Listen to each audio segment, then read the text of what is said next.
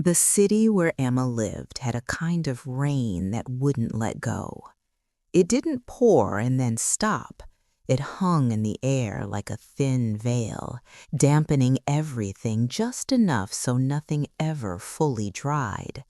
Even the buildings looked tired, as if they'd witnessed too many things and no longer had the energy to tell the stories.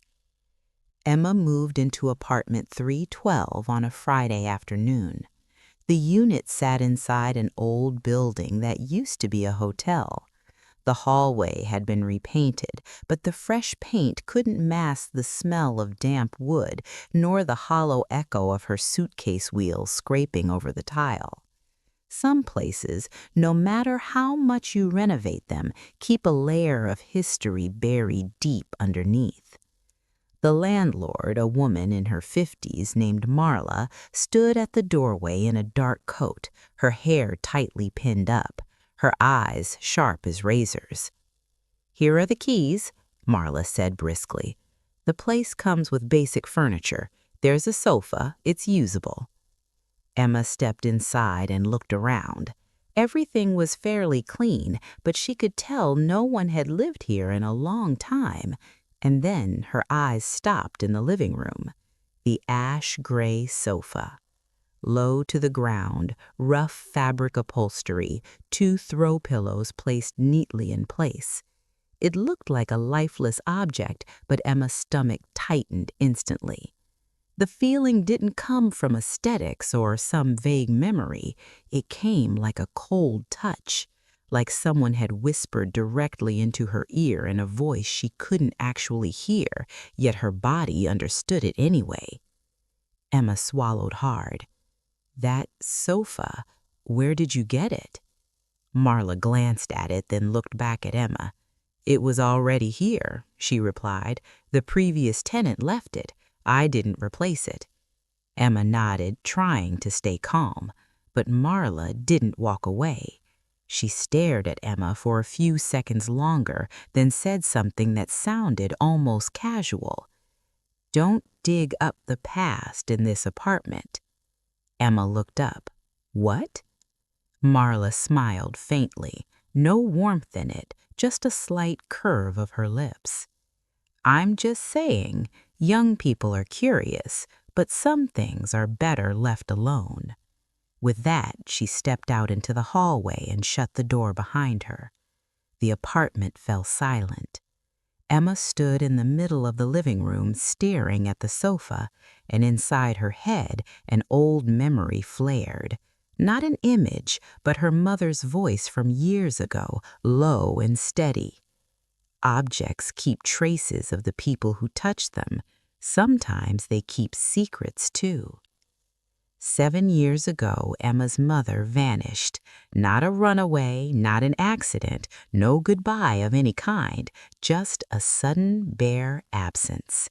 The police came. They searched Emma's house, questioned the neighbors, checked nearby cameras, combed through phone records. They even flipped the living room sofa over and cut the fabric lining underneath. There was nothing. Not a drop of blood, no drag marks, no signs of a struggle. Her mother had simply disappeared from the world. Her father searched for her like a man going mad.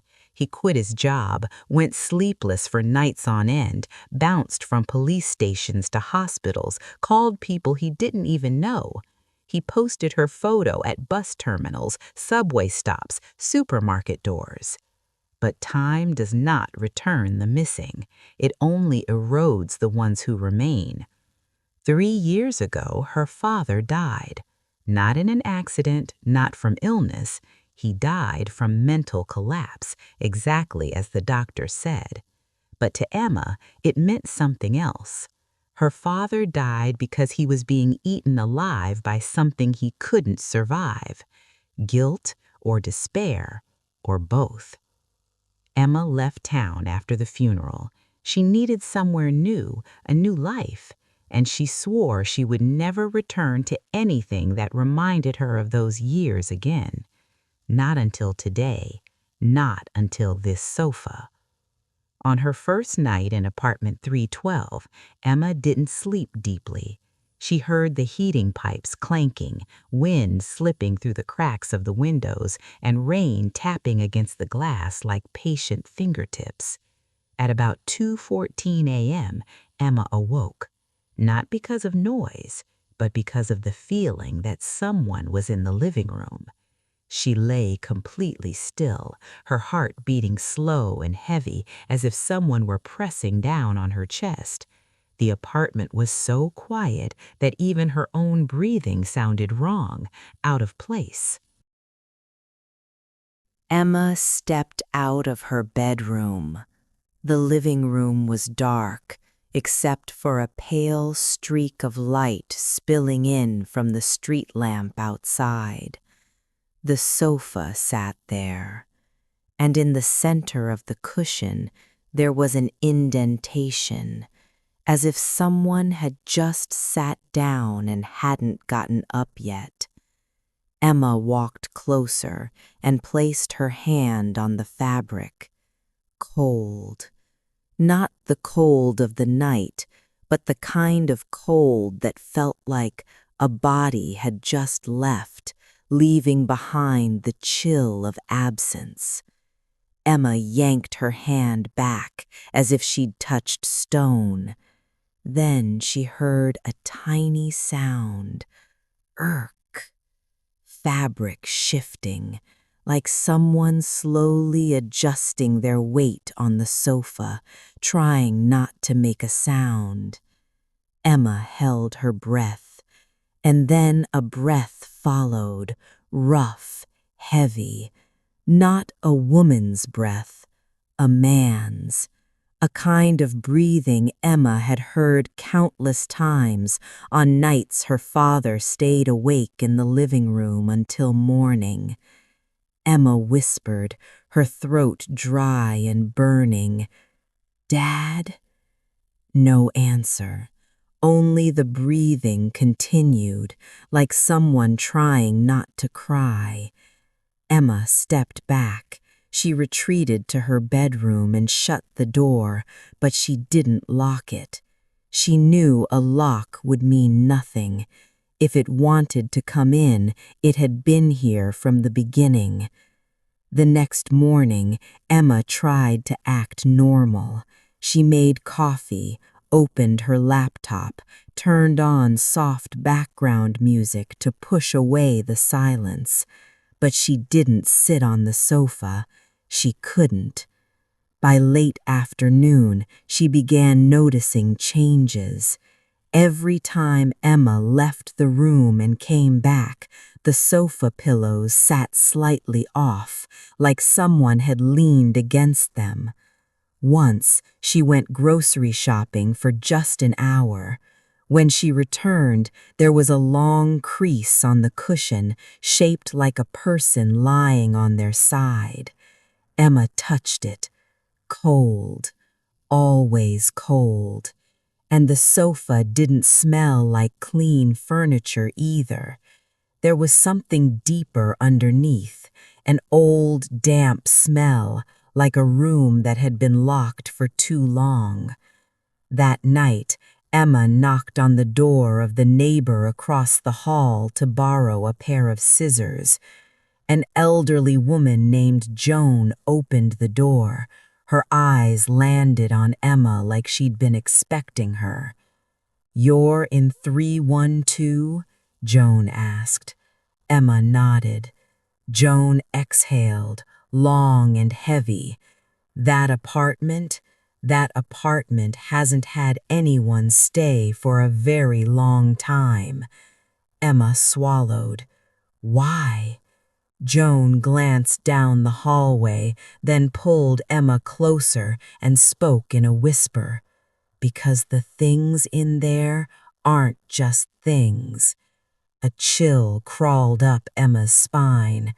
"What have you seen?" Joan asked. Emma hesitated. She didn't want to say it out loud, but her body felt exhausted from holding the secret in her chest. "I heard breathing from the sofa." Joan closed her eyes like the answer was painfully familiar. "Did Marla say anything to you?" she asked. Emma remembered yesterday's words. "She told me not to dig up the past in that apartment." Joan looked straight at her now, and there was no curiosity left in her eyes, only fear. "Then you need to leave." "No," Emma said immediately, her voice hard. "I can't." Joan's voice rasped. "Why not?" Emma clenched her jaw. "Because my mother has been missing for 7 years, and my home had a sofa just like that." Joan froze. She stared at Emma like a puzzle piece had just snapped into a space that shouldn't exist. "Oh, God," Joan whispered. "No, don't tell me." Emma returned to her apartment in a daze. Her whole body trembled lightly, but her mind was sharp, coldly clear. Marla knew. That sentence hadn't been casual. She knew the past was inside this apartment, inside this sofa. Emma knelt in front of it and studied every seam, and she saw it. An uneven line of stitching near the lower corner, like someone had ripped it open once and sewed it back in a hurry. Emma went to the kitchen to grab scissors.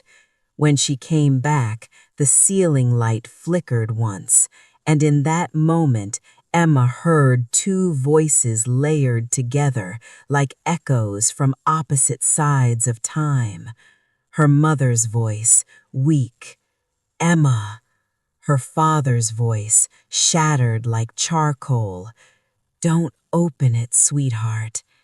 Emma grew still as stone. "Dad," she whispered, eyes burning. "What do you know?" The breathing inside the sofa grew frantic, like someone panicking. Then, very softly, a sentence slipped out, not through her ears, but inside her head, like a memory trapped for too long, finally finding a door. "I switched it." Emma's whole body jolted. "Switched what?" she asked, voice shaking.